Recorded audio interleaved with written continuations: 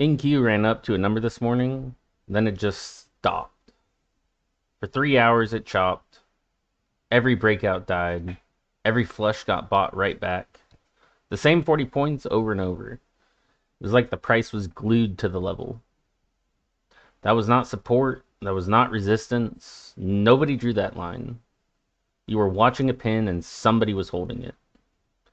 In the next 5 minutes, I'm going to show you exactly who pins NQ to a level, the mechanical reason they can't stop doing it, and the one thing that makes the pin vanish.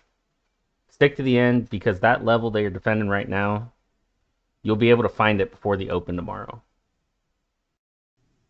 Let's start with who's actually on the other side of your trade. Most of the time, it's not another retail trader, it's the dealer. The market makers who sell you the most options out there. Here's the key, and it's the one thing that nobody tells you about.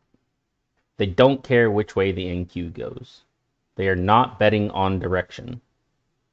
When they sell you an option, they hedge it. And they keep hedging it all day to stay neutral. The hedging is forced. It's not a guess, it's math. And that forced flow is what pushes price around a level. The thing that decides how much they have to hedge is called gamma. Forget the textbook.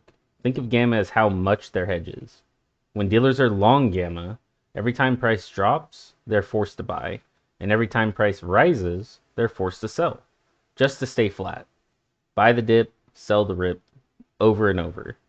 Not because they're bullish or bearish, but because the math leaves them no choice. Feel what that does to price. It's a rubber band effect. Price tries to leave, the hedging pulls it back. Now put it on a chart. Price ticks up, dealers sell into it, it stalls. Price ticks down, dealers buy it, it bounces. Both sides all day around one level, and that is the pin.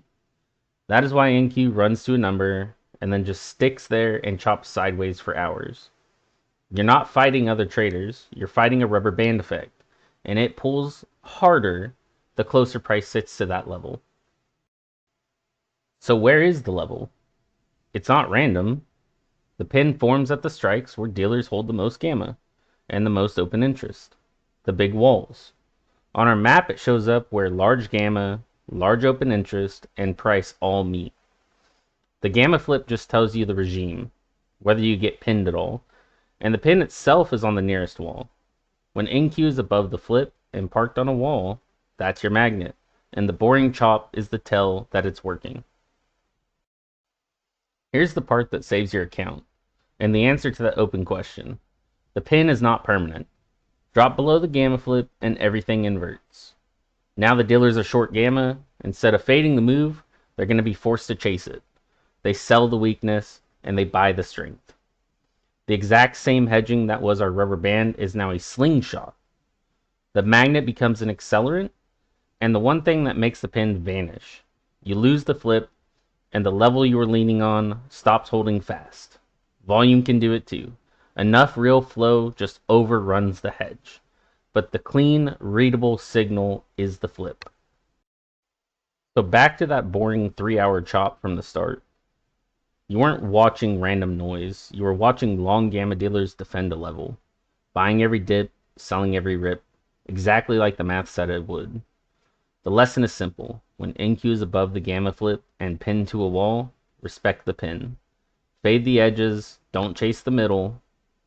And the second price loses the flip, get out of the way, because the rubber band just became a slingshot.